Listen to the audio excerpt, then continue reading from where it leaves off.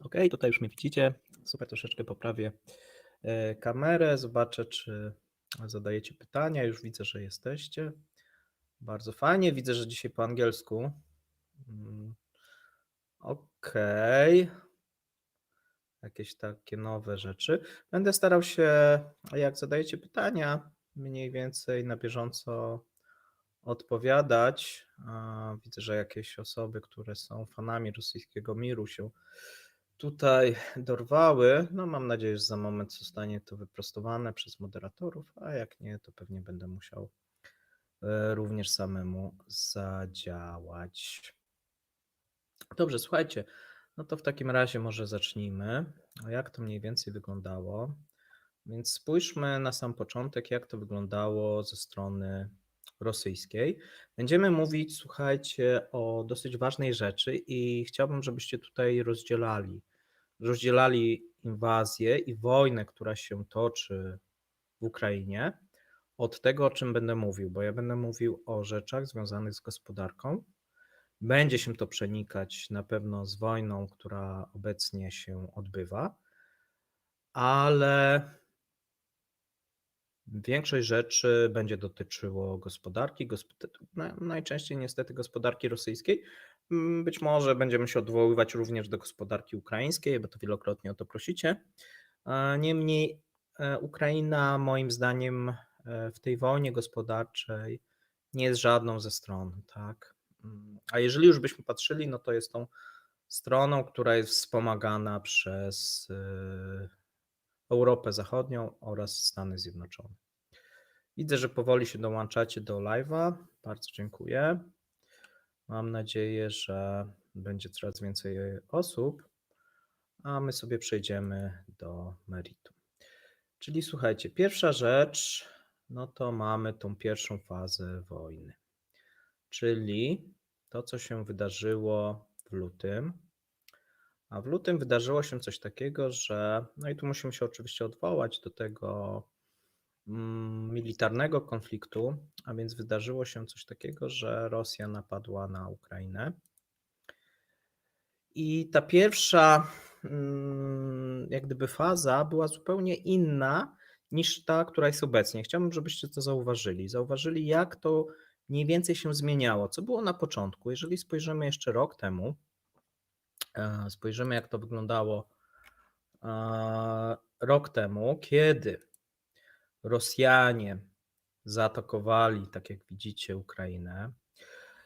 Nieśli ze sobą różnego rodzaju hasła, możemy dyskutować, ja o tym wielokrotnie mówiłem, dlaczego zaatakowali. Głównym powodem był ten mit związany z autarkią rosyjską, czyli samowystarczalnością i budowaniem imperium rosyjskiego. Tu można oczywiście długo dyskutować, czy Władimir Włodia chciał się zapisać w historii, czy też były jakieś inne kwestie. Natomiast na pewno zdobycie Ukrainy i odepchnięcie NATO lub wypchnięcie NATO z Europy zmieniłoby sytuację Rosji na najbliższe lata. Jeżeli Rosjanom militarnie by się powiodło i również gospodarczo, na co Putin liczył, że tak będzie, no to wtedy ta sytuacja, którą dzisiaj sobie omawiamy, byłaby inna. A pamiętajmy, że przed wojną, jak sytuacja wyglądała, jeżeli chodzi o tą wojnę gospodarczą. Rosja szantażowała Europę Zachodnią dosyć takimi wysokimi cenami, jeżeli chodzi o ropę naftową oraz gaz. Mówimy w tym wypadku powiedzmy styczeń, luty 2022 roku. No jak spojrzymy na giełdy, jak spojrzymy na surowce, no to był to okres, kiedy i zarówno ropa, jak i gaz były po dosyć wysokich cenach.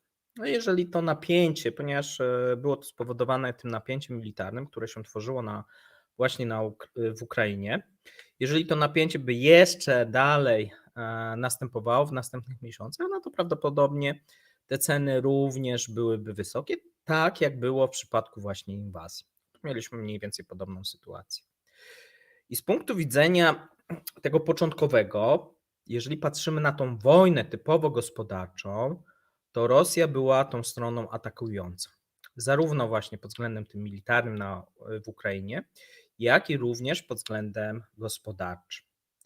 Sytuacja oczywiście zmieniła się z każdym miesiącem, bo jeżeli spojrzymy sobie, jak to wyglądało, jeżeli chodzi o luty, no tak jak mówię, surowce były wysoko, i można powiedzieć, że od lutego do marca, luty, marzec, kwiecień, no to wszystko zapowiadało, że no wybuch tej wojny i tej inwazji będzie powodował, że surowce cały czas będą rosnąć. Dodatkowo wydawało się wtedy się wydawało, że również złoto będzie rosło. A więc wszystkie te elementy, które sprzyjały Rosji pod względem gospodarczym, wydawały się, że będą na plus. Czyli tak, gaz rośnie, ropa rośnie, złoto rośnie. Co Rosja ma? Rosja ma rezerwy, jeżeli chodzi o złoto, produkuje złoto, wydobywa ropę naftową, wydobywa gaz, wydobywa inne surowce. W przypadku napięcia tego wojennego te surowce szły w górę, w przypadku wybuchu wojny te surowce zaczęły iść w górę. Pierwszą taką reakcją, którą widzieliśmy w tej pierwszej fazie wojny, no to było to, że te surowce jeszcze bardziej poszły w górę. W przypadku złota troszeczkę było inaczej, ale o tym sobie pewnie powiemy. Myślę, że tak we wtorek, w środę, bo wtedy powinien pojawić się materiał ten zaległy dotyczący złota. I tutaj będzie materiał naszego opiekuna Kremlinki, czyli Blue Wolfa. Ja dorzucę tam rzeczy związane z jakimś moim tam komentarzem. Natomiast powiemy sobie na temat rezerw rosyjskich, na temat właśnie jak to wyglądało, jak to się zmieniało. No i tu właśnie jest pytanie, panie Robercie. Rosyjskie złoto, myślę, że to będzie tak wtorek albo środa. Myślę, że już, bo ten materiał od Blue Wolfa mam, myślę, że go złożę, tak myślę, koło wtorku i środy.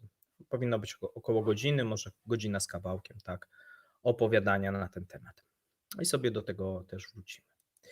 Natomiast wracając do tej naszej wojny gospodarczej, no to w tej pierwszej fazie wyglądało to tak, że z jednej strony mieliśmy Rosję, która zyskiwała, tak się przynajmniej wydawało, tak, że zyskiwała ekonomicznie i na początku też zyskiwała militarnie. Tak? No potem się okazało, że wraz z porażkami militarnymi następowała pewna zmiana, jeżeli chodzi o mentalność Zachodu, bo na samym początku mieliśmy taki podział. Mieliśmy Stany Zjednoczone, Anglosasów, no i początek właśnie Europy, można powiedzieć środkowej, wschodniej, gdzie była Polska, Rumunia, Bałtyki, ewentualnie jeszcze wtedy nie było Skandynawii, w tym można powiedzieć takim niejawnym sojuszu. Natomiast były to kraje, które inaczej widziały rozwój wypadków niż Europa Zachodnia, bo Europa Zachodnia dążyła do czegoś takiego, co można nazwać kolejnym Mińskiem, czyli do zażegnania wojny i budowy pokoju. Czyli z jednej strony Amerykanie cały czas zgłaszali, że ta wojna wybuchnie, Europa Zachodnia starała się to niwelować, starała się rozmawiać, tutaj wielokrotnie Macron rozmawiał z Putinem, Scholz rozmawiał z Putinem i tak dalej. Próbowano tutaj różnego rodzaju ustępstw ze strony Europy, natomiast one były niewystarczające na ten moment dla Putina. Proponowano różnego rodzaju właśnie i pakty, i różnego rodzaju ustępstwa w stosunku do Rosji. Wtedy to nie zadziałało i zaczął się taki pewna rozbieżność pomiędzy Anglosasami a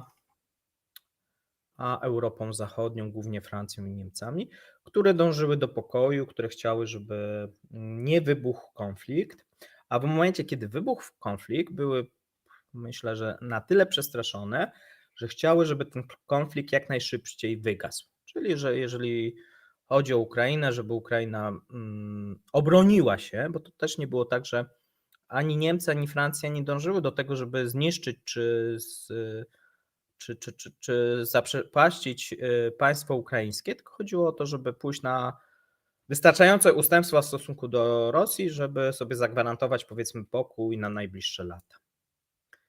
I tak na początku wydawało się, że może nastąpić. To znaczy Rosjanie zdobywali teren, podchodzili pod Kijów.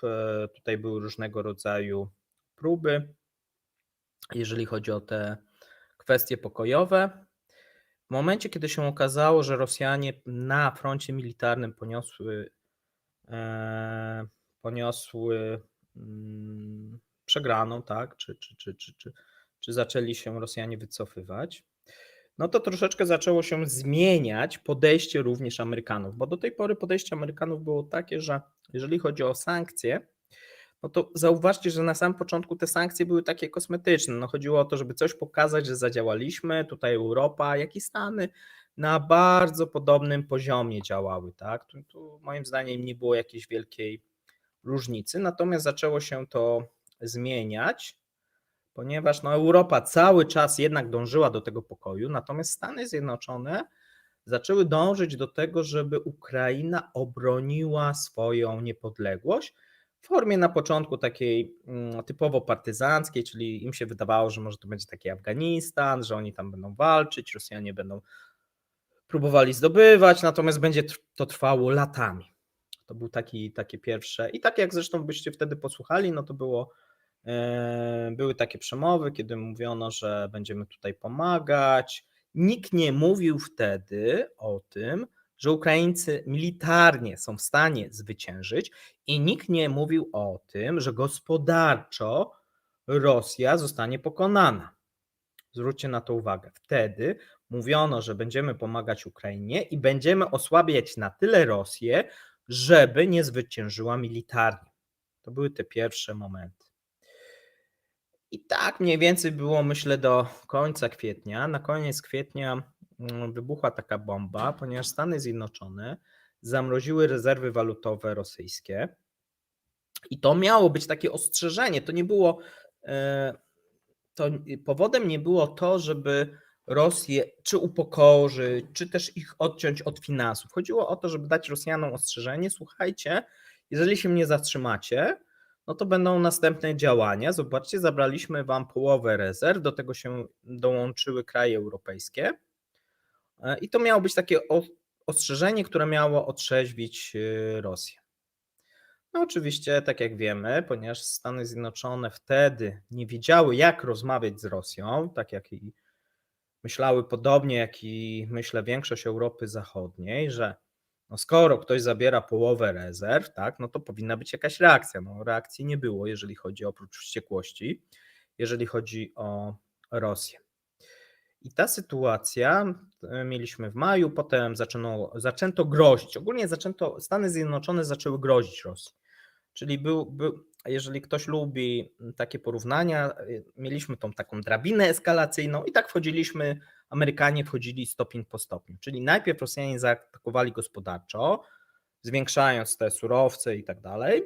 Następnie Amerykanie odpowiedzieli w momencie inwazji, po inwazji tym, że zaczęli coraz bardziej odcinać Rosję od różnego rodzaju rzeczy. Czyli najpierw to były właśnie te rezerwy, później były rzeczy związane ze SWIFT-em, no i tak mieliśmy po kolei, tak mniej więcej tydzień po tygodniu. Natomiast celem, pamiętajcie, nie było to, żeby Rosję w tym momencie, i to jest jakieś takie nieporozumienie, bo to ja pamiętam teraz, często mówi się, że sankcje nie działają, no bo przecież jak w kwietniu czy w marcu zostały nałożone, to Rosja nie padła w przeciągu pół roku. No ale przypomnijcie sobie, tak, czy w marcu 2022 roku ktoś mówił o tym, że Rosja ma się wycofać z Ukrainy i że ma upaść gospodarczo? Ja tego sobie nie przypominam. Przecież to jest nieprawda, tak? Wtedy mówiono o tym, żeby Rosję osłabić, żeby uniemożliwić im zabór Ukrainy. O tym mówiono. Mówiono o tym, pamiętajcie, jeszcze w marcu, w kwietniu, w maju, że celem jest, żeby Ukraina obroniła się, a nie żeby Rosja przegrała. To, żeby Rosja przegrała, pojawiło się mniej więcej rok później. Więc w tej pierwszej fazie no to była taka pomoc, głównie Ukrainie, sankcje na sam początek kosmetyczne, potem straszenie głównie przez Stany Zjednoczone, zamrożenie rezerw, odcinanie od tego SWIFT-u. No i tu mieliśmy oczywiście pewne weto, jeżeli chodzi o Niemcy i Francję, ponieważ Niemcy i Francja chciały troszeczkę inaczej to rozegrać. No, chciały rozegrać jednak, że skoro Rosja jest straszona i ponosi ekonomiczne dosyć duże koszty, no to powinna zgodzić się na różnego rodzaju pomysły pokojowe, szczególnie, że one wtedy były korzystne dla Rosji, które prezentował Macron czy Scholz. Okazało się, że wtedy Putin akurat nie był do tego skłonny, no i uważał, że to są zbyt małe ustępstwa. Tak? On żądał jak gdyby całej Ukrainy, a jeżeli nie całej, to przynajmniej wschodniej i zrobienia jakiegoś kadłubka, zminimalizowania tych sił NATO w Europie. Tak? Przypomnijmy sobie, tak, jakie to były żądania wtedy Rosji i co Rosja chciała jak gdyby zyskać. I tak mniej więcej było gdzieś do połowy roku. Potem, jeżeli chodzi o połowę roku, zaczęły się pierwsze sankcje takie faktyczne Stanów Zjednoczonych. Stany Zjednoczone zakazały na sam początek, to był maj, zakazały importu rosyjskiej ropy, no i po kolei następne kraje się do tego przyłączały.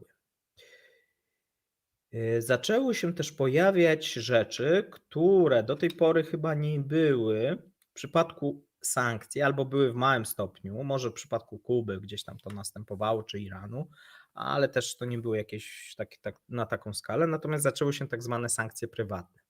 Czyli wiele firm prywatnych zaczęło wychodzić z Rosji, albo ogłaszać, najczęściej to nie było już wychodzenie, ale ogłoszenie, że wychodzą lub wstrzymują inwestycje, tudzież wstrzymują jakąś produkcję. No i wtedy mieliśmy sytuację taką, że głównym tym powodem nie były jeszcze kwestie ekonomiczne, tylko takie kwestie typowo PR-owe. Czyli to było jak gdyby można powiedzieć, jeżeli chodzi o ten biznes, było w dobrym tonie, żeby te firmy na rynku wewnętrznym ogłosiły, że wychodzą z Rosji. A często to było tak, że te firmy, które wychodziły, albo miały bardzo mały biznes w Rosji, albo ogłaszały tak naprawdę, że wyjdą, natomiast jeszcze to faktyczne wyjście nie następowało. O, widzę, że Daniel jest z nami. Cześć Danielu.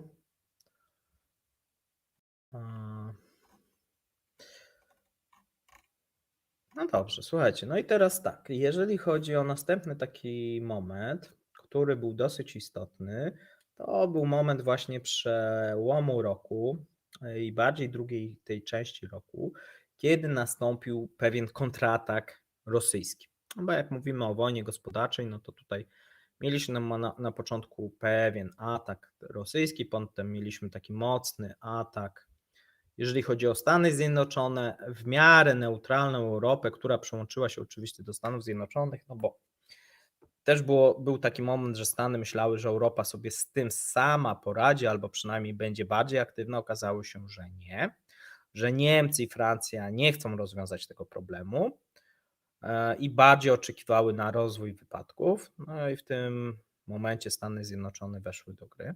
Dlaczego weszły do gry? No możemy długo dyskutować. Niektórzy twierdzą, że na tym de facto koniec końców zyskują. Myślę, że wtedy nie było takiego myślenia, że będziemy tutaj jako Stany Zjednoczone zyskiwać, tak, czyli te dostawy gazu, tudzież budowanie pozycji w Europie Środkowej. Było to działanie na ten moment tu i teraz. Chodziło o to, żeby w tamtym momencie pomagać, tak jak mówię, Ukrainie. I to był taki element takie działanie takich drobnych sztyletów. Czyli na sam początek były pojedyncze jakieś tam ciosy, wymiana. Amerykanie po kolei wprowadzali jakieś tam drobne sankcje. W którymś momencie weszły te sankcje faktycznie, które gdzieś były nadal mało odczuwalne, ponieważ Stany Zjednoczone jakoś nie ciągnęły dużo ropy naftowej, natomiast zostały wprowadzone te sankcje. One i tak były rozłożone w czasie, tak, na ropę naftową i powoli zaczęły się przyłączać inne kraje. Natomiast tym kontratakiem rosyjskim, który nastąpił od połowy roku i uaktywnił się na jesieni, to tak jak pamiętacie, był szantaż energetyczny.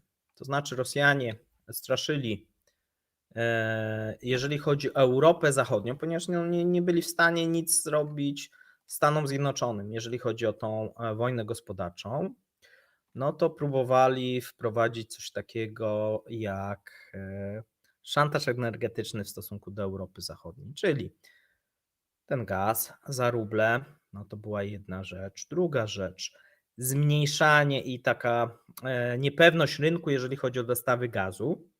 Bo w przypadku ropy zdawali sobie sprawę, że Europa może przestawić się na inne źródła, a więc tutaj nie było takiego wachlowania. Natomiast w przypadku gazu stwierdzili, że po raz kolejny, ponieważ to wcześniej wychodziło w przypadku wielu krajów, no to w przypadku Europy Zachodniej, ponieważ ona jest mocno, znaczy na ten moment była mocno uzależniona od rosyjskiego gazu, że to się uda, tak? Czyli że można dyktować te warunki i cały czas podwyższać tą cenę gazu.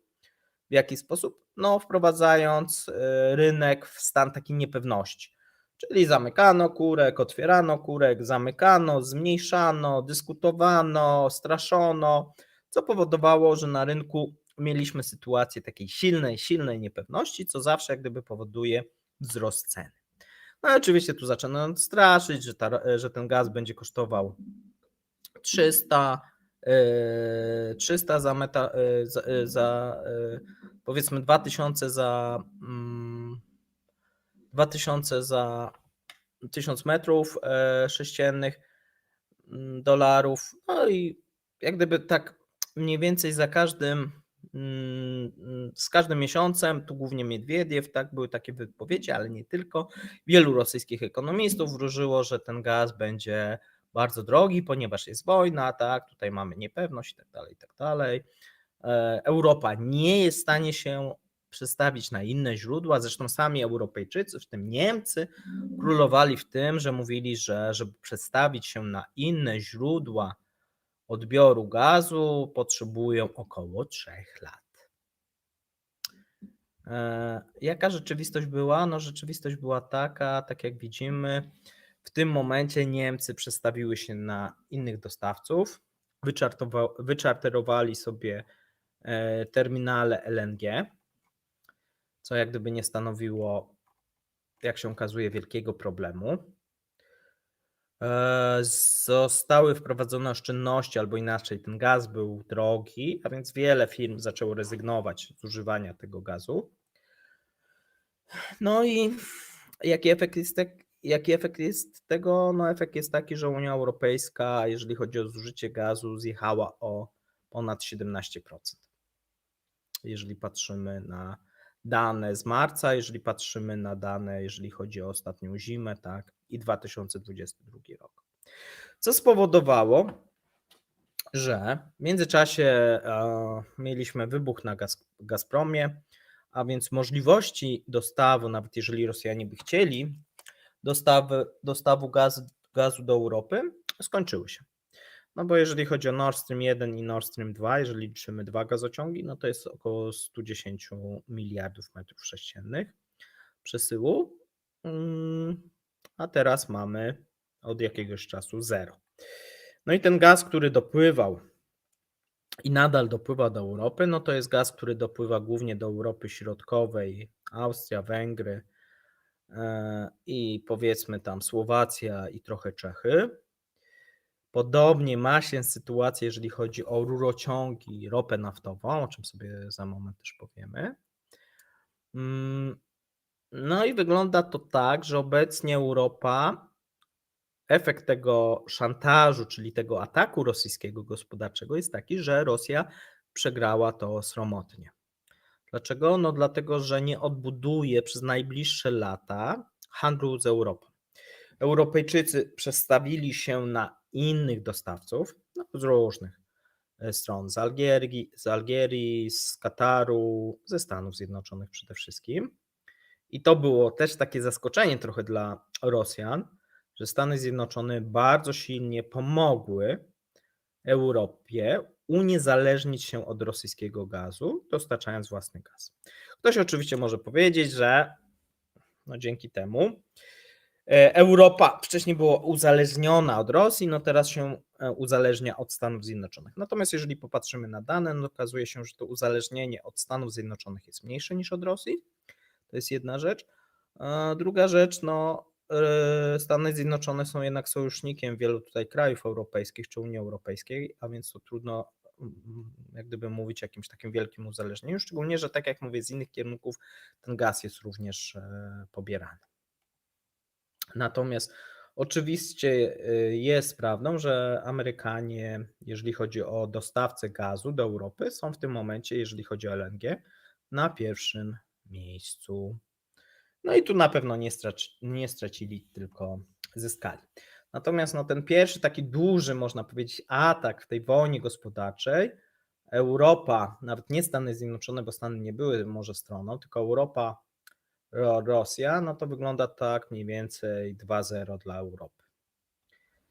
No i co się wydarzyło dalej? Dalej pojawił się tak zwany pułap cenowy. Ten pułap cenowy pojawił się dopiero w grudniu, dlatego że były bardzo długie dyskusje, przypominam, od połowy roku, na temat sankcji na rosyjską ropę.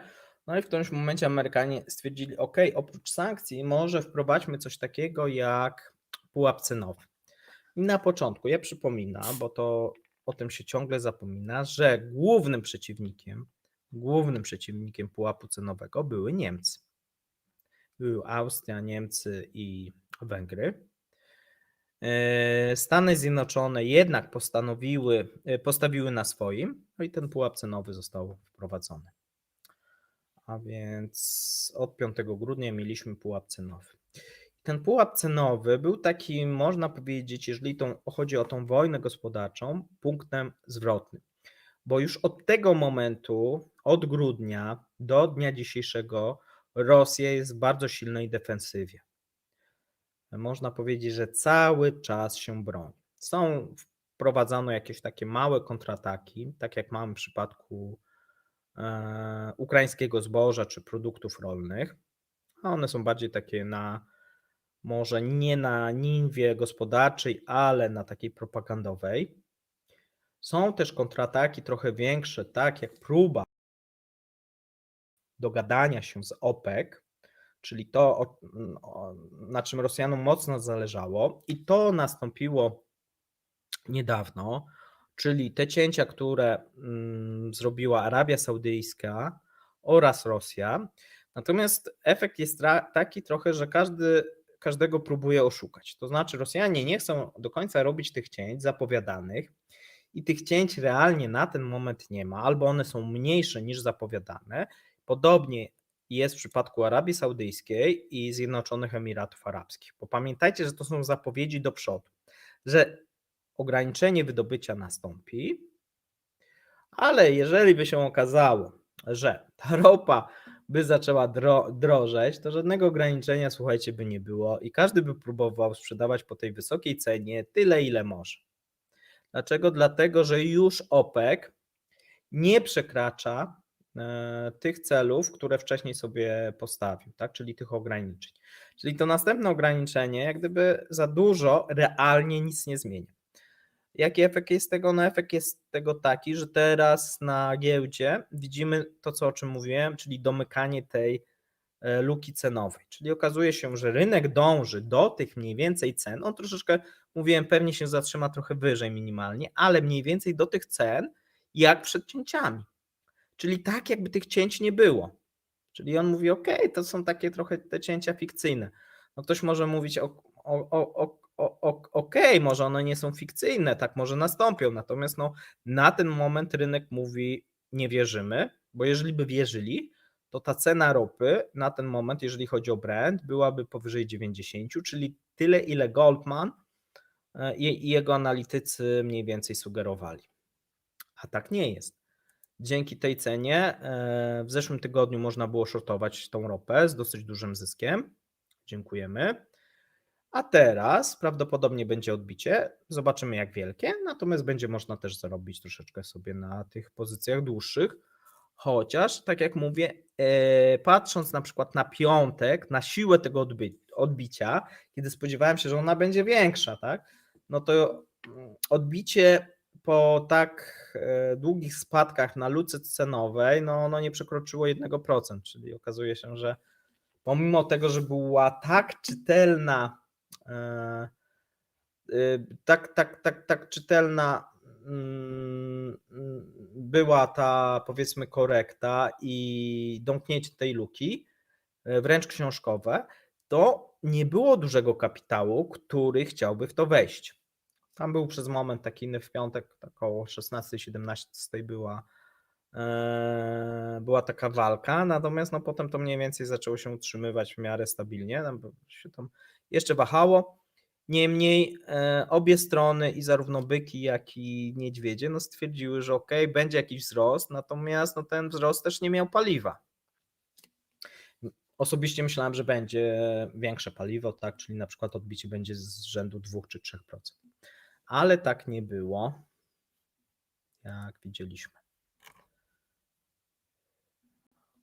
No dobrze, słuchajcie. No i teraz co mamy dalej? Czyli mamy na ten moment kwiecień, mamy kontratak ten rosyjski i tutaj mamy pomoc krajów OPEC, przy czym trzeba pamiętać, że to nie jest pomoc jak gdyby Rosji, te kraje próbują same sobie pomóc, czyli chcą, żeby ta ropa kosztowała z grubsza, jeżeli chodzi o Brent i WTI, najlepiej powyżej $80. Dlaczego?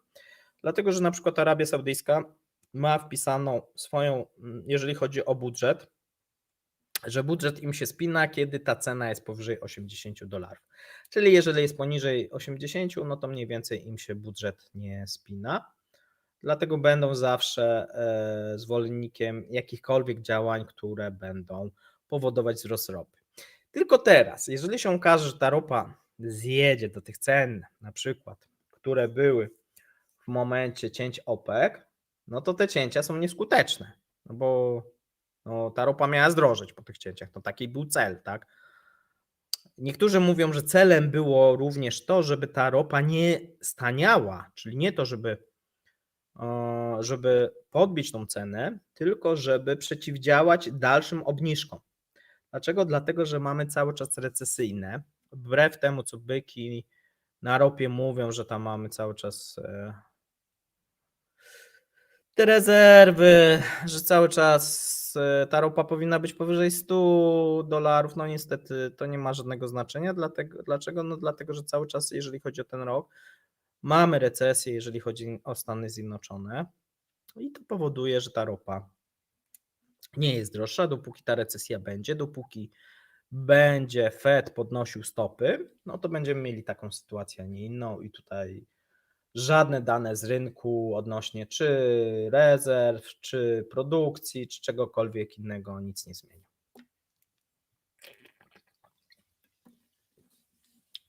Oczywiście, słuchajcie, sytuacja może się zmienić. Sytuacja może się zmienić, jeżeli chodzi o drugą połowę roku. Dlaczego? Dlatego, że Chiny już teraz ogłosiły, że wychodzą z recesji, podają dane, no, które wydają się troszeczkę też podejrzane, że mają dosyć wysoki wzrost gospodarczy i na razie te dane zostały przez rynek zignorowane. Nie do końca rynek wierzy w te dane. Niemniej no, można liczyć się z tym, że jeżeli chodzi o drugą połowę, no to te ceny ropy mogą zacząć rosnąć. Przy czym one też nie będą rosnąć tak, jak byki sobie by tego oczekiwały. Dlaczego? No dlatego, że Chiny, przypominam, mają bardzo wysokie rezerwy ropy naftowej. A więc to tak wygląda. No i teraz mamy, słuchajcie, taką rzecz, którą ja ogłosiłem 22 marca, a 22 marca powiedziałem, że w Rosji nastała wielka smuta. I o co chodzi z tym wielką smutą? Oprócz tego, że rosyjski budżet ma olbrzymie problemy, zaraz sobie o tym powiemy, no to nastąpiła decyzja fatalna w skutkach, która powoduje, że Rosja przez najbliższe dekady będzie uzależniona od Chin, a decyzja, która została podjęta podczas spotkania pomiędzy Xi a Putinem, czyli rozliczanie transakcji międzynarodowych, ale również też wewnętrznych, częściowo rosyjskich, z Chinami, jak i również z innymi firmami czy innymi krajami niż Chiny w juanach. Chodziło o to, żeby odejść od euro i dolarów, ponieważ jest to problematyczne. Natomiast skutki dla Rosji to już wielokrotnie możecie sobie obejrzeć. Są 2 odcinki na temat Wielkiej Smuty. Ja o tym cały czas mówię. Są tragiczne. Jeżeli Chiny nie pomogą Rosji, nie zrobią swapów walutowych, no to Rosjanie są ugotowani. Jeżeli zrobią te swapy walutowe, to Rosjanie są ugotowani. Dlaczego? Dlatego, że wtedy uzależniają się jeszcze bardziej od Chin. Tak czy inaczej, sytuacja jest zła. A teraz trudno sobie wyobrazić nagle, że Putin wejdzie i powie: OK, wracamy do dolara. Nie? A więc sami sobie, że tak powiem, to zrobili. I to jeszcze spowodowało, że mieli do tej pory deficyt, jeżeli chodzi o waluty, jeżeli chodzi o dolary i euro. Natomiast pojawił się olbrzymi deficyt, jeżeli chodzi o juany. Jeżeli chodzi o transakcje w juanach, te transakcje wzrosły, przypominam, w marcu o 74 razy rok do roku.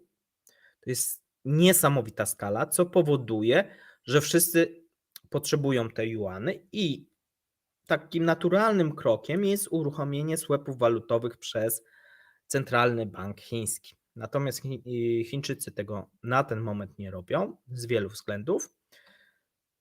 Jeżeli jednak to zrobią, bo to Rosjanie proszą, żeby to zrobili, jeżeli jednak to zrobią, to może spowodować olbrzymie uzależnienie. Już teraz widzimy, że takie kraje jak Kazachstan, Armenia, ale Bangladesz, tak, Pakistan proponują Rosjanom rozliczanie się w juanach. Mamy coraz więcej takich informacji, co jest fatalne dla Rosjan, bo potrzebują coraz więcej tego juana, a jedynym takim nośnikiem czy dostarczycielem tego juana jest Centralny Bank Chiński. Nie ma tutaj, bo w przypadku tych dolarów jeszcze sytuacja jest troszeczkę lepsza, nie? Ale w przypadku tych juanów to nie jest jakaś waluta międzynarodowa, wbrew temu, co się próbuje nam wmówić, tylko to jest waluta, która jest ściśle kontrolowana przez bank chiński i przez Chiny. Więc jeżeli teraz Rosjanie chcą się rozliczyć za jakieś transakcje w juanach, no to muszą po prośbie iść do Chińczyków, żeby im te swapy w którymś momencie uruchomili. Dlaczego? Dlatego, że już zaczyna się taki moment, że oni z tej sprzedanej ropy muszą się coraz bardziej rozliczać w tych juanach, czyli już jak wcześniej się rozliczali jeszcze tam w dolarach, w jakiś euro, w dirham i innych, no to teraz coraz więcej potrzebują tych juanów, no bo ich firmy potrzebują, bo rząd potrzebuje, żeby zapłacić w juanach.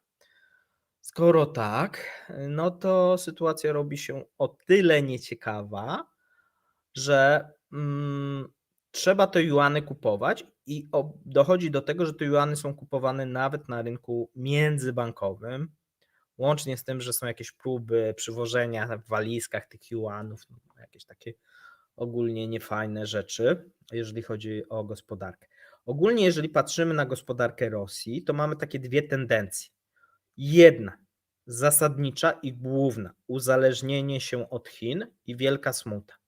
Druga, gospodarka rosyjska jeszcze bardziej idzie w stronę takiej gospodarki przestępczej.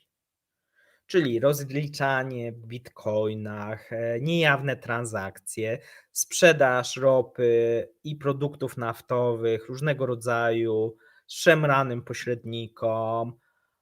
No dużo tego jest, słuchajcie, jest tego dużo, łącznie z tym, że są firmy, które gdzieś płacą za na przykład, nie wiem, tą ropę, a potem znikają. No i Rosjanie teraz ich szukają, nie, bo ktoś odebrał, ale nie wiadomo kto, tej firmy nie ma.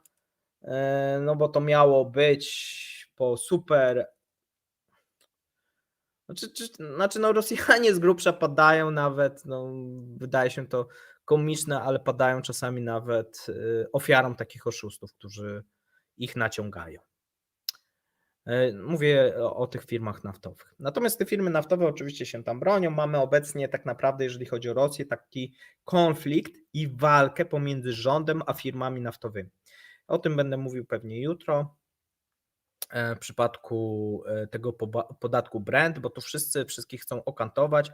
Rząd rosyjski chce okantować i zabrać pieniądze firmom naftowym. Firmy naftowe starają się zrobić wszystko, żeby się nie dać i jak najmniej zapłacić podatku do budżetu rosyjskiego. Natomiast wracając do naszej wojny pomiędzy stronami, tylko tak jak powiedzieliśmy, mamy z jednej strony Rosję, z drugiej strony mamy USA. No i słuchajcie, trzeba sobie powiedzieć o następnej rzeczy. Jaką sytuację mamy teraz? No bo spójrzmy sobie. Mamy z jednej strony Stany Zjednoczone i spójrzmy sobie na sojuszników Stanów Zjednoczonych, bo tych sojuszników jest dosyć dużo. To są wszystkie kraje G7, czyli można powiedzieć, że jeżeli chodzi o tą Europę Zachodnią i te kraje bogate, no to są najważniejsze kraje.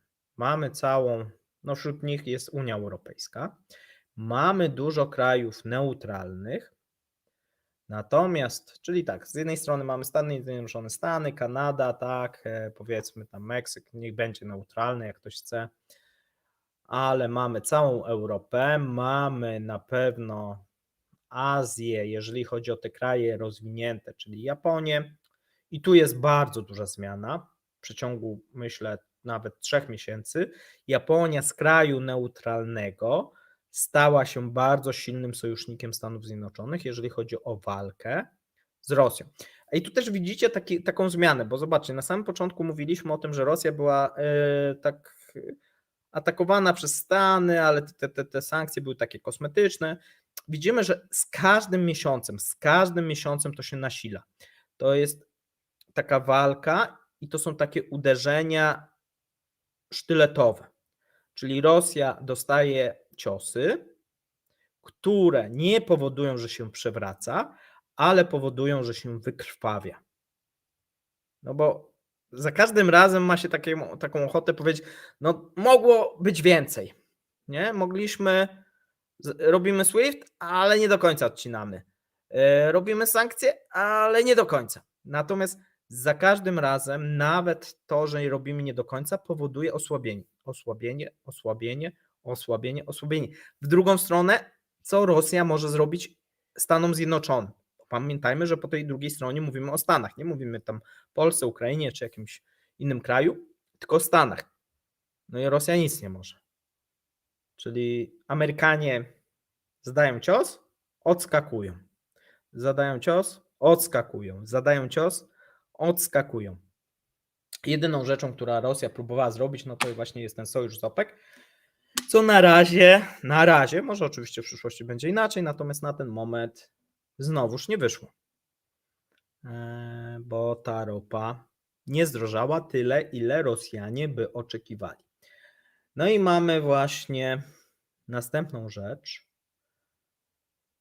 czyli domykanie sankcji, bo tak, z jednej strony powiedzieliśmy, że sojusznikami Stanów są te kraje zachodnie, natomiast zastanówcie się, kto jest sojusznikiem tego kraju. Bo to mniej więcej tak wygląda, jak tutaj na rysunku, czyli mamy cara, no i mamy troszeczkę takich bezmózgowych wykonawców tego i flagę, którą niesiemy na samym początku, natomiast no, mamy tych gości właśnie bez dłoni, no, którzy to próbują wykonać. No i w przypadku, jeżeli patrzymy na tą wojnę gospodarczą, no to słuchajcie, no trzeba powiedzieć sobie tak, sojusznikami Stanów Zjednoczonych, Rosji, Iran, też nie do końca, ale powiedzmy to tak i tak. Korea Północna, możemy dyskutować. Kuba, no może tak, ale nic z tego nie wynika. Może jeszcze Wenezuela, no jakieś kraje, no ale czy tam nie ma żadnej realnej pomocy. Oczywiście ktoś może powiedzieć tam, nie wiem, podać przykłady, że nie wiem, Egipt dostarczał broń, ale nie mówimy o broni, mówimy teraz o tych elementach gospodarczych. Gdzie Rosja jest wspierana, bo tu też jest jakiś taki mit, że Rosja jest wspierana przez kraje BRICS-u. Przez Brazylię? Nie, Brazylia jest neutralna, oni mają w poważaniu ten konflikt. Dla nich fajnie by było oczywiście, jak Stany Zjednoczone by to przegrały, ale jakby na przykład, nie wiem, miało to spowodować, że Stany miałyby upaść, czy jakiekolwiek zawirowanie, no to Brazylia oczywiście by tego nie chciała, nie? Bardziej chodzi o to, że no fajnie, ale bardziej na zasadzie emocjonalnej, ale tak praktycznej, ekonomicznej to nie. RPA, to też bym dyskutował, no może RPA dostarcza jakąś tam broń, natomiast ekonomicznie czy wspiera jakoś Rosję? Nie widzę tego, co prawda są jakieś tam te różnego rodzaju teorie, że jeżeli chodzi o surowce, diamenty czy jakieś inne, Rosja jest wspierana, ja nie widzę jakiegoś tutaj. Korea Północna, być może tak, no ale to jest małe wsparcie, no i gospodarcze też jest małe. No i przechodzimy do tego najważniejszego, czyli Chiny. Czy Chiny wspierają Rosję? I w mojej ocenie i tak, i nie. Czyli wspierają na tyle, żeby Rosja nie upadła, czyli dają różnego rodzaju kroplówki, pomagają, jeżeli chodzi o system bankowy na przykład, pomagają, jeżeli chodzi o dostarczanie produktów, ale mają w tym swój cel. Znaczy, no cel jest taki, że jeżeli Rosjanie przychodzą i chcą kupować produkty, no to Chiny się nie zamykają, bo każdy może handlować z Chinami i dostarczają im towary, każąc sobie płacąc za nie z góry i powoli uzależniając Rosję od siebie.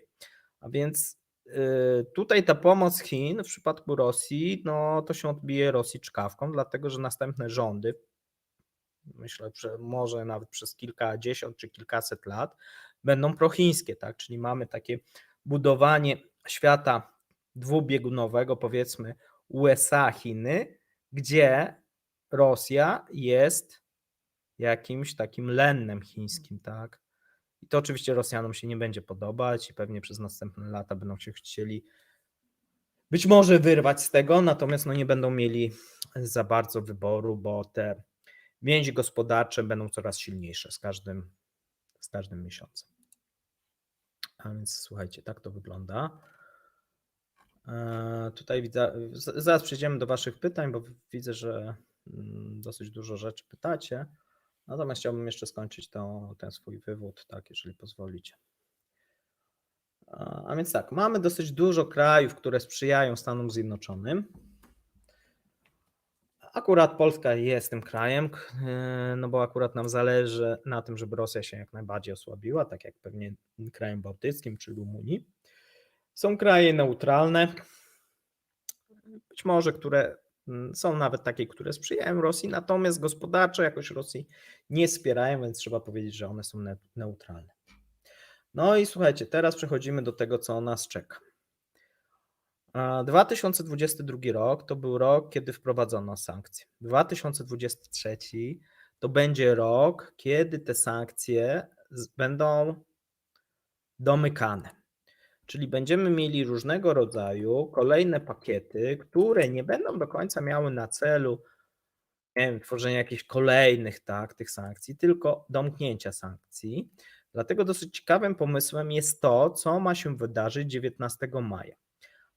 A mianowicie 19 maja ma być szczyt G7 i wszystkie przecieki, a z jakiegoś powodu one są wypuszczane, a więc wszystkie przecieki mówią o tym, że ma nastąpić ogłoszenie całkowitego zakazu handlu z Rosją przez kraje G7.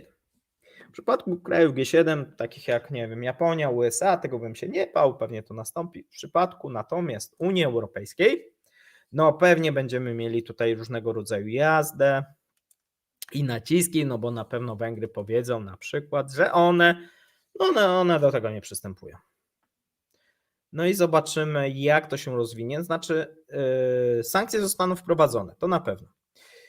Co się stanie z takimi krajami jak Węgry, co się stanie z takimi krajami jak Niemcy, które będą pewnie mniej przychylne, ale się zgodzą? Zobaczymy. Wydaje się, że możliwości nacisku na ten moment Stanów Zjednoczonych na Węgrów są coraz większe i pewnie Amerykanie tego użyją. Dlaczego? Dlatego, że zmienia się postrzeganie tej wojny i gospodarczej z Rosją w Stanach Zjednoczonych. Obecna administracja musi zakończyć będzie chciała zakończyć tą wojnę w tym roku i będzie chciała zrobić wszystko, jeżeli chodzi o te elementy ekonomiczne, które są zależne od niej,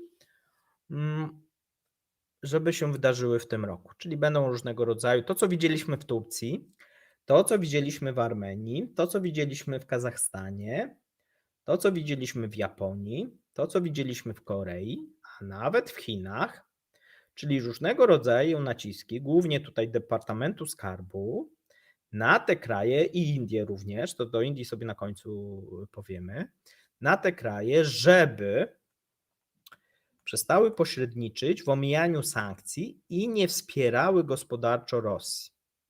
Bo pamiętajmy, że do tej pory na przykład Japonia bardzo często była wyłączana albo chciała się wyłączać z różnego rodzaju sankcji, chciała mieć różnego rodzaju wyjątki.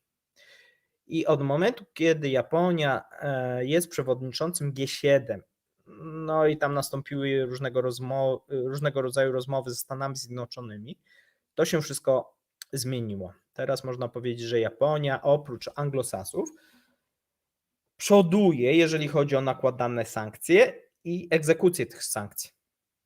Bo nie jest jak gdyby tylko pomysłem, żeby nałożyć te sankcje, no ale trzeba je robić egzekucję. W przypadku Europy sytuacja jest w ogóle bardzo komiczna, bo z jednej strony Europa nałożyła różnego rodzaju sankcje, słabo to egzekwuje, natomiast ponieważ one są tak nieczytelne, tworzy to tak duże zamieszanie, że wbrew pozorom efekt dla Rosjan nie jest dobry.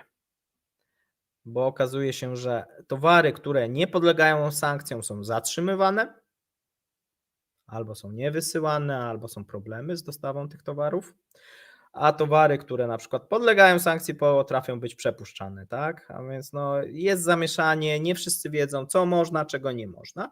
Dlatego pojawił się pomysł, głównie u Amerykanów, ale i Japończyków, żeby wprowadzić tak zwaną białą listę.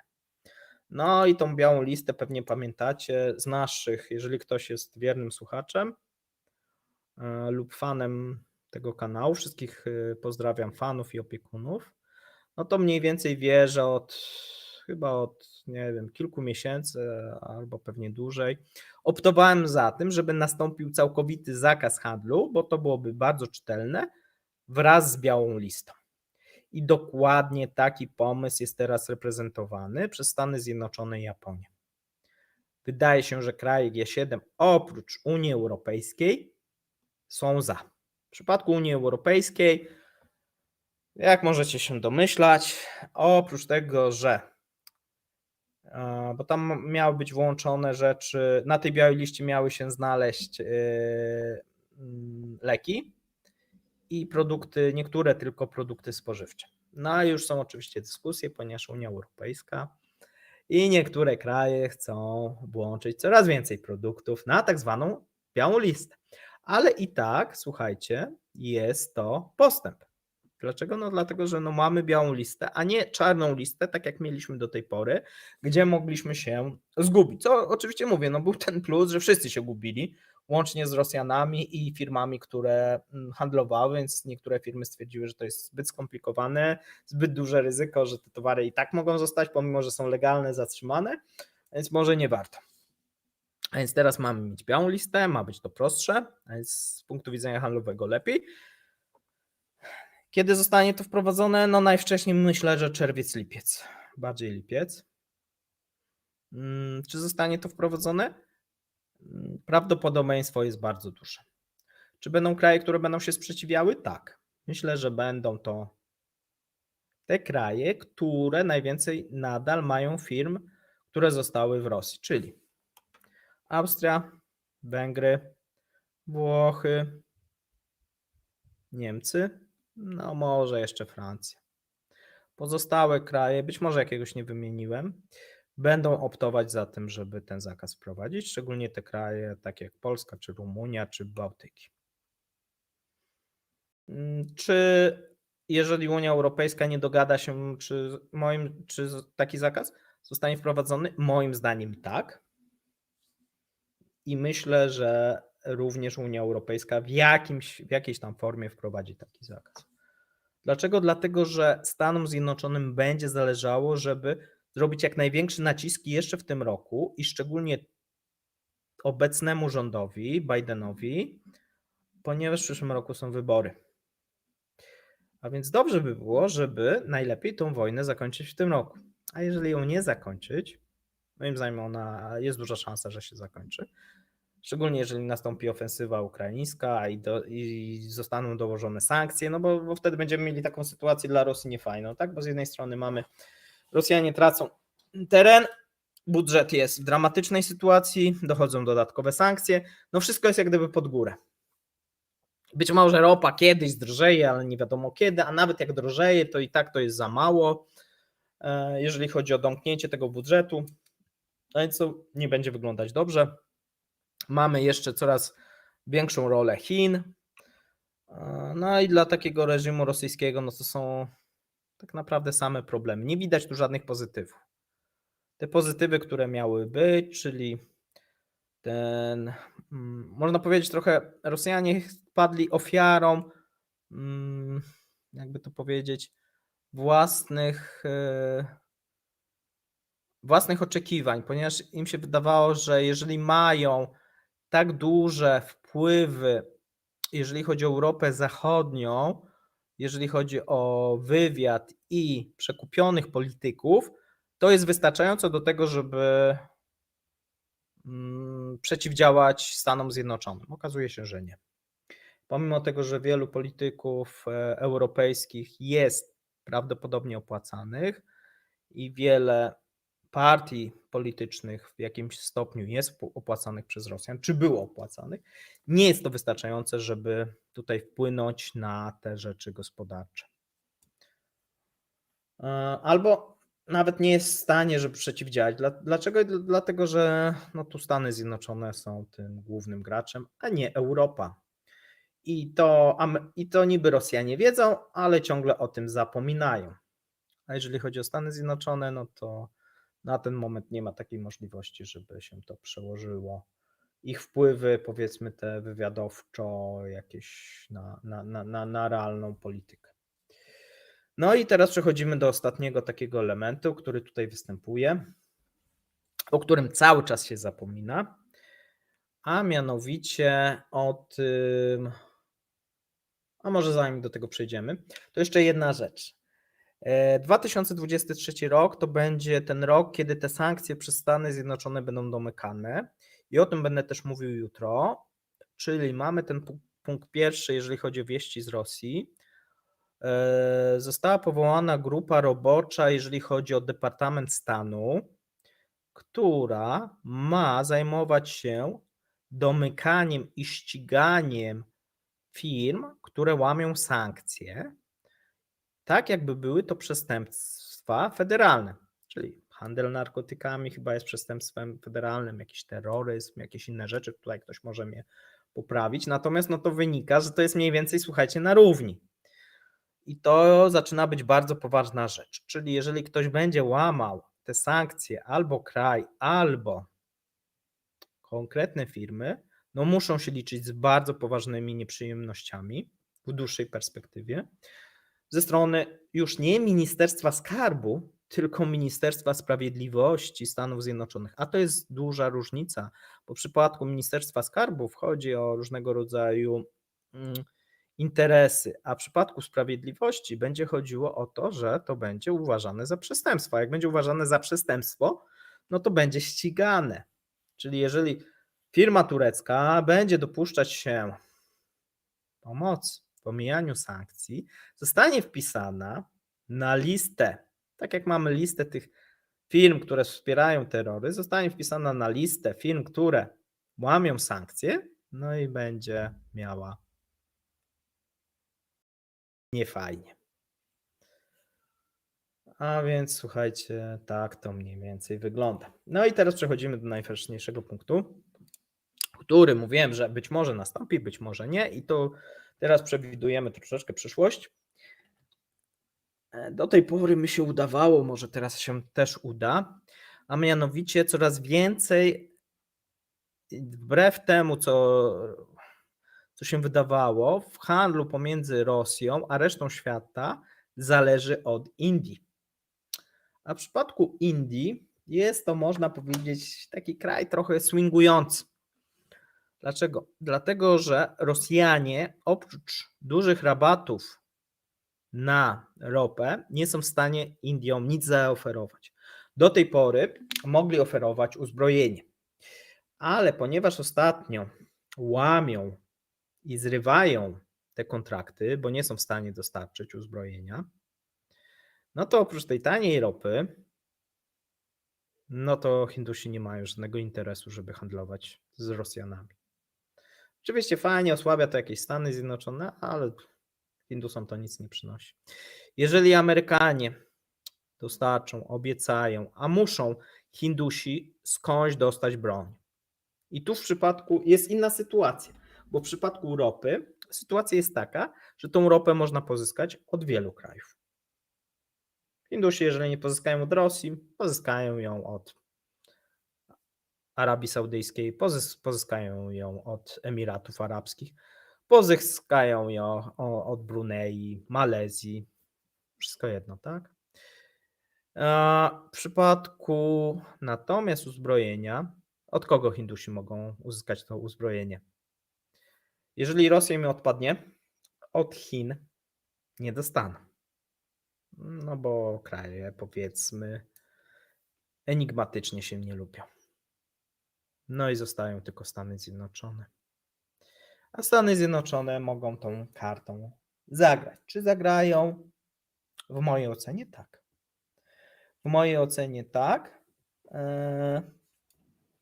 Dlaczego? Dlatego, że następną rozgrywką jest rozgrywka, która już się toczy, czyli Stany Zjednoczone już nie kontra Rosja, tylko kontra Chiny. A Indie w sojuszu, albo może nawet nie w sojuszu, ale powiedzmy w takim neutralnym sprzyjaniu Stanom Zjednoczonym, przynajmniej taktycznym, byłyby korzystne. Więc może się okazać, że w tym momencie Hindusi kupują powiedzmy 70% rosyjskiej ropy i Rosjanie wiszą na Hindusach. Jeżeli Hindusi by z miesiąca na miesiąc odcięli zakupy rosyjskiej ropy, no to mamy sytuację dramatyczną. Bo do problemów rosyjskiego budżetu, które są w tym momencie ogromne, pamiętajmy, że oni mają w tym momencie około 50 miliardów deficytu, 50 miliardów dolarów już na ten moment.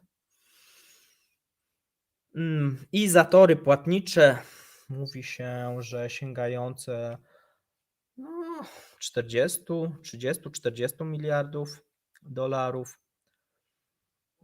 No to może okazać się, że odcięcie nagle, na przykład w danym miesiącu, Hindusi powiedzą, że na przykład remontują swoje rafinerie i muszą wstrzymać dostawy o 2 miesiące, może spowodować totalne załamanie tego rynku rosyjskiego.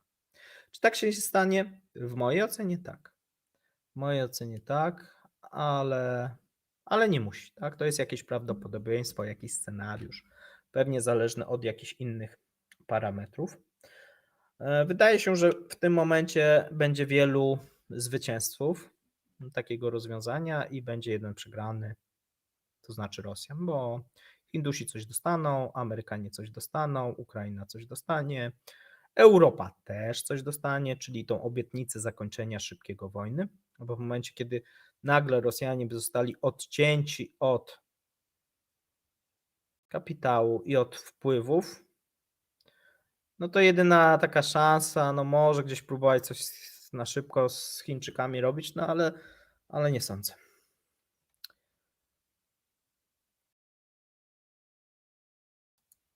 Dobrze, słuchajcie, teraz przejdźmy, to mniej więcej byłoby tyle. No, możemy jak gdyby patrzeć, co się stanie w tym 2023. Tak jak mówię, będzie uszczelnianie sankcji, wszystkie kraje, firmy będą na cenzurowanym, nie będzie się opłacać, nikt nie będzie chciał się wychylać, To, co będę mówił jutro, wszystkie jakieś tam, łącznie z tym, że transakcje krypto mają być śledzone, firmy hedgingowe, które sprzyjały czy wspierały Rosjan, czy handlowały na przykład na lewo rosyjskimi papierami, to wszystko ma być sprawdzane.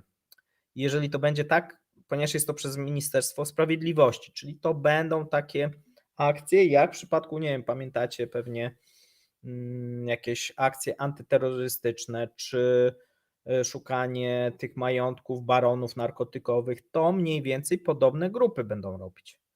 A więc jakiś efekt tego będzie. No możemy dyskutować, czy większy, czy mniejszy, ale będzie.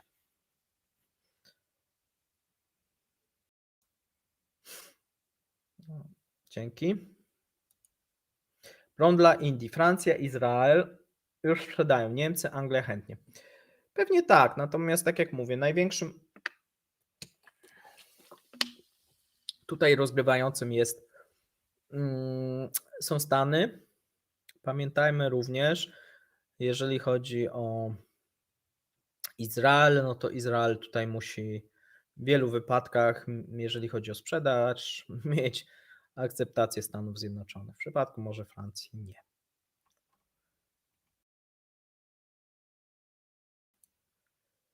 Jacek Banasik. Też tak uważam, bo Hindusi mogą być przeciwwagą dla Chin. No, są taką naturalną przeciwwagą dla Chin, dlatego że Chiny dla Indii są zagrożeniem i tak są postrzegane w Indiach. Jeżeli miałoby to być, czyli ta walka z Chinami kosztem jakiegoś, znaczy w ramach sojuszu z Amerykanami, którzy, pamiętajmy, Amerykanie nie są lubiani przez Hindusów i przez społeczeństwo hinduskie, niemniej zostałoby to zaakceptowane. To, że społeczeństwo hinduskie jest prorosyjskie, no nie powoduje tego, że w przypadku jakiegoś takiego większego konfliktu czy jakichś zysków gospodarczych tutaj Hindusi by jakieś swoje resentymenty by wzięły w górę, tak? Nie uważam tak.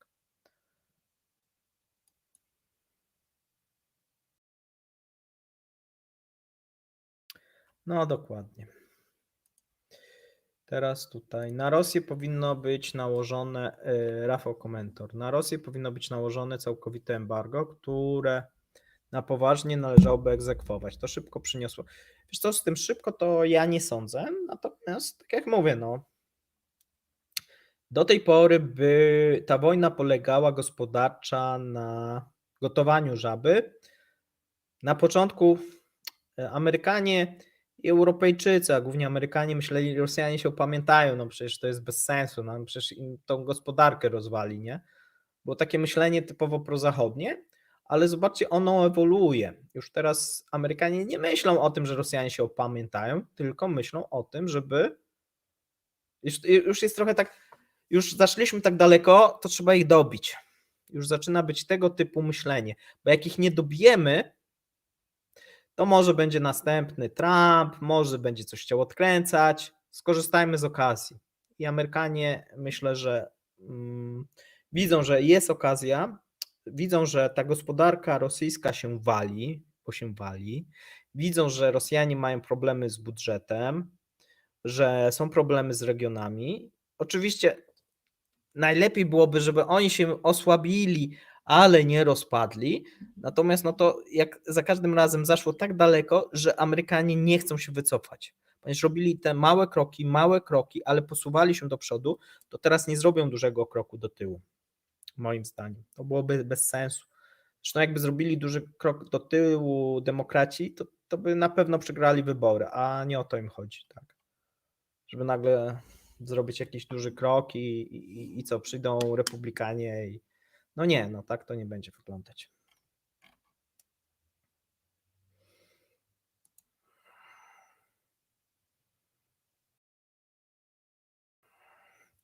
Moskale są heblowani przy pomocy sankcji gospodarczej, w końcu wszystkie gałązki zostaną odcięte, sam pień nawet z mocnymi korzeniami bez liści długo nie przeżyje. Nie wiem, najgorsze, słuchajcie, co dla Rosjan mogło być, i to wielokrotnie mówiłem, to jakby się okazało, że ta wojna, bo to jest taki mit. Ja dzisiaj słuchałem jakiegoś polskiego generała, nie wymienię jego, ale to jest wstyd, że cały czas propaganda rosyjska ma w Polsce posłuch. No bo słuchałem tego generała i on mówi, Rosjanie są w stanie prowadzić długo wojnę z Ukrainą, szczególnie, że gospodarka rosyjska jest odporna i tak dalej, i tak dalej. Jeżeli ktoś się nie zna, to nie powinien się wypowiadać. Ja nie wypowiadam się na temat, czy Bachmut padnie za 2 dni, czy za tydzień, czy Ukraińcy zwyciężą. Natomiast ja czytam codziennie prasę rosyjską i to jest typowo propaganda rosyjska, która powoduje to, że to jest jak gdyby jeden z niewielu elementów, którzy Rosjanie próbują się czepić, czyli na zasadzie przekonajmy Zachód, że my możemy dłużej. Nie? Że my możemy dłużej. To nic, że nam się wszystko wali. To nic, że kraj wpędziliśmy w najgorszą sytuację od lat 90., a być może od 100 lat. Nie? Czyli od rewolucji. Ważne, że my jesteśmy Rosjanie, żelaźni ludzie, możemy wytrzymać dłużej. I próbuje się coś takiego wmówić społeczeństwom zachodnim i polskim celebrytom, i ci celebryci występują w telewizji i wpływają na masy, mówiąc takie rzeczy. Mówiąc szczerze, wstyd. Wstyd, wstyd, wstyd. Bo nie jest to prawda. Rosjanie nie są w stanie prowadzić długo wojny. I prowadzenie długo wojny nie jest korzystne dla nikogo. Ale również dla Rosjan, tak? To nie jest tak, że to jest korzystne dla Ukraińców. Nie, to nie jest korzystne dla Rosjan, nie jest korzystne dla Europy, nie jest korzystne dla Polski. No może dla Polski można jeszcze dyskutować. Ale już możemy dyskutować, czy jest korzystne dla Stanów Zjednoczonych, bo jeżeli by nie było wyborów, tylko te wybory byłyby za 4 lata, to Amerykanie mogliby tą wojnę pykać przez następne 4 lata, dostarczając sobie tam do tej Ukrainy sobie ten sprzęt, nie? Jedynie co motywuje Amerykanów, żeby tą wojnę skończyć w tym roku czy na początku przyszłego roku, to są wybory. Żeby mieć sukces wyborczy, tak? Przed wyborami. I to wszystko. Nic więcej. Więc to nie jest jakiś też silny, nie wiadomo jak duży argument. Nie chodziło mi o generała Skrzypczaka, ale pomińmy.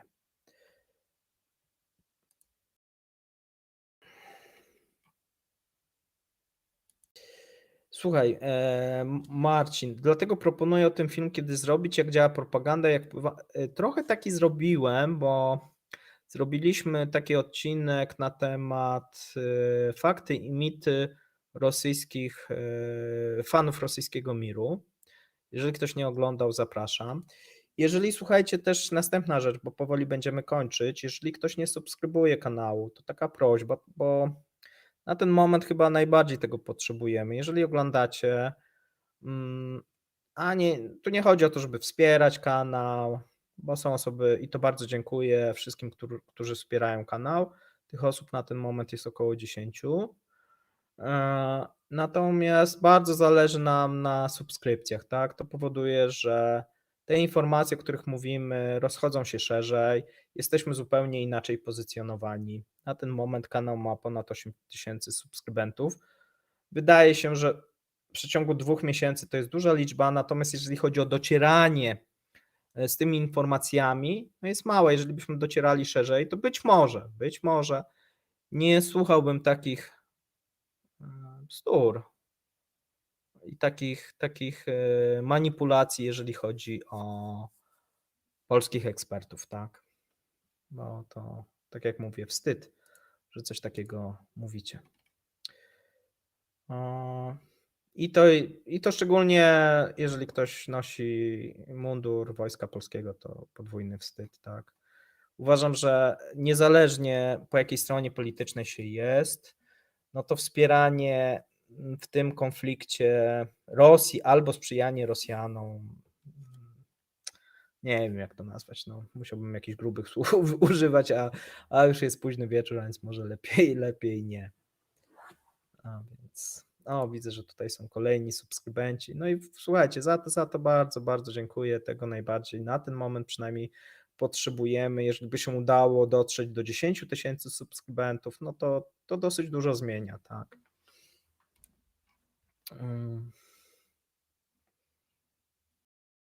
Dobra, słuchajcie, to mniej więcej tyle. I teraz tak, jeszcze z takich rzeczy organizacyjnych. Materiał Blue Wolfa i mój na temat złota, ja chciałbym tam dorzucić jakąś część, Blue Wolf, powinien się ukazać tak wtorek, środa, muszę go obrobić i myślę, że pokaże się jako film, nie jako live, go jakoś spróbuję nagrać, być może pewnie we wtorek i w środę bym go opuścił, zobaczymy. W czwartek powinien być ten materiał, będziemy pewnie nagrywać z chłopakami, a więc będzie panel dyskusyjny. Pewnie rozbijemy to na kilka dni, bo są też takie pomysły, zobaczymy jak to wygląda. Następna rzecz. Po majówce powinien pojawić się... dzięki Luis. Dzisiaj dosyć dużo rozmawialiśmy na Twitterze.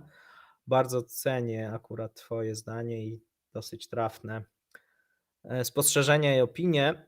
Natomiast tak, po majówce powinien pojawić się materiał poświęcony inwestowaniu. Będę robił ankietę, ponieważ jest tam kilka pomysłów, jak to ma wyglądać. Wydaje mi się, że to nie będzie szło w takie mocne spekulacje i inwestowanie, bo wydaje mi się, że słuchacze na ten moment nie są, przynajmniej większość nie jest gotowa, ale zaczniemy sobie od jakichś takich rzeczy prostszych, ale które przynajmniej dla tych początkujących, być może też dla zaawansowanych, będą istotne. 29 w sobotę ja będę na wyjeździe, ale obiecałem synowi, ale mam planowany odcinek ze specjalnym gościem, z traderem, który się zajmuje ropą naftową i powiemy sobie, będzie taki większy trader, powiedzmy makler, nie wiem jak tam, broker, jak zwał, tak zwał. Będzie odcinek poświęcony ropie naftowej, zobaczymy jak tam ropa wtedy będzie wyglądać, będziemy mówili nie tylko o Uralsie, ale też będzie o Brent, o WTI i innych. Ja najczęściej gram na WTI, bo to też były takie pytania. Na Uralsie kiedyś grałem, teraz to jest bardzo trudne, jakoś nie chcę mi się w to bawić. No jakiegoś wielkiego sensu też nie ma. Co jeszcze? Nie wiem, jeszcze możecie zapytać. Mamy, myślę, że minutę i powoli będziemy kończyć. Tutaj życzycie milion. Nie, milion to bym sobie nie życzył, bo widziałem jak to wygląda na przykład u Piotra Zychowicza, to nie chciałbym mieć takiej sytuacji, tam nie wiem. Wolałbym, żeby było mniej, ale 10 000 subów jak najbardziej tak. Pamiętajmy, że zaczęliśmy 2 miesiące temu. Tutaj duże podziękowanie dla kapitana. W dużej mierze dzięki niemu zacząłem kręcić. I ogólnie też taka uwaga odnośnie tego dzisiejszego odcinka. Tak naprawdę ja zacząłem robić i materiały na początku na Facebooku, potem na Twitterze, dlatego że mi brakowało informacji na temat właśnie wojny gospodarczej, bo była wojna, która się odbywała, którą widzieliśmy w telewizji, generałowie opowiadali o tym ruchu wojsk i tak dalej, i tak dalej. Ja się na tym, szczerze powiedziawszy, do końca nie znam. I oprócz tego widziałem, że Rosjanie przegrywają, co dla mnie było naturalne, pomimo że polscy eksperci cały czas też mówili, że no przegrywają, ale potem jak to na giełdzie, no dobrze, patrzy rezultat, no i nie zdobyli, wycofują się. No i dla mnie rezultat po tym roku dla Rosji jest militarnie no słaby, nie? To co zdobyli na początku częściowo utrzymali, ale większość stracili, znaczy dużą część stracili. Niemniej brakowało mi właśnie takich elementów gospodarczych i żeby ktoś opowiadał, jak wygląda ta wojna gospodarcza, tych informacji gospodarczych, jeżeli popatrzycie na 2022 rok, było mało, a jeżeli były, no to były takie hura optymistyczne dla Rosjan, czyli Rosjanie Europa finansuje tam rosyjską inwazję, tak? Takie nagłówki były. Surowce coraz droższe, tak? Tak wyglądało tak, jakby tu Rosjanie tam tą wojnę gospodarczą, no nie wiem, no wygrywali 10-0. No i tak się zacząłem zastanawiać, no ale moment, no ale przecież to tak nie jest, nie? Zacząłem szukać, no i wtedy właśnie zacząłem publikować jakieś pierwsze rzeczy. I to było w momencie właśnie, kiedy jeszcze nikt nie mówił, tak? Znaczy, no były osoby, które tam mówiły, że to trochę tak nie wygląda, no ale to powiedzmy był kwiecień, maj zeszłego roku, no kiedy ta sytuacja powiedzmy dla gospodarki rosyjskiej była dobra. Ona zaczęła się zmieniać, o czym sobie mówiliśmy, od połowy 2022 roku. Natomiast teraz sytuacja jest taka, że ta gospodarka jest w fatalnym stanie w wielu aspektach, co nie oznacza, tak jakby niektórzy chcieli, że gospodarczo Rosja przegrywa, to nie oznacza, że ktoś wyjdzie i powie, znaczy powinien tak zrobić, tak? No bo tu mówię, są tak duże straty. Natomiast nie spowoduje, że ktoś wyjdzie i powie, no dobrze, przegrywamy gospodarczo, no to naturalnym jest to, żebyśmy zakończyli wojnę, bo wy chcecie też słuchać często o tym, kiedy wojna się zakończy, ze względów właśnie tych gospodarczych. I ja nie jestem z tego w stanie powiedzieć, no bo teraz ja tylko mogę powiedzieć, jakie fazy będą. Teraz mamy tą fazę, kiedy Rosjanie już sięgają ludziom do kieszeni. Sięgają firmom do kieszeni i o tym będziemy mówili jutro, czyli nakładając różnego rodzaju kolejne podatki i próbując używać ten aparat skarbowy do wyciągania kolejnych mandatów, znajdowania kolejnych tam problemów, nakładania kolejnych jakichś właśnie opłat na te firmy i pomysły w stylu 2% od każdego mężczyzny, który ma płacić podatek dochodowy, obligacje wojen i tak dalej, i tak dalej. To jest właśnie ten etap, w który wchodzimy. I następnym etapem będzie taki już szalony dodruk i hiperinflacja. Kiedy to nastąpi? Nie wiem. Można by się spodziewać, że jeszcze w tym roku. Jeżeli to będzie w tym kierunku szło. Czy to spowoduje, że jak nastąpi, słuchajcie, hiperinflacja, ludzie będą musieli na czarnym rynku kupować i będzie totalna jakaś tam zapaść, czy spowoduje, że Rosjanie się wycofają z wojny? No to znowuż, to nie jest jak gdyby, słuchajcie, do mnie pytanie. Ja tego nie wiem, ja tylko mogę opisywać to, co istnieje. Ja bym się wycofał, ale czy obecny reżim, no to jest bardzo dużo jakichś takich uwarunkowań, tak? A jeszcze są te Chiny, tak, o czym sobie często wspominamy.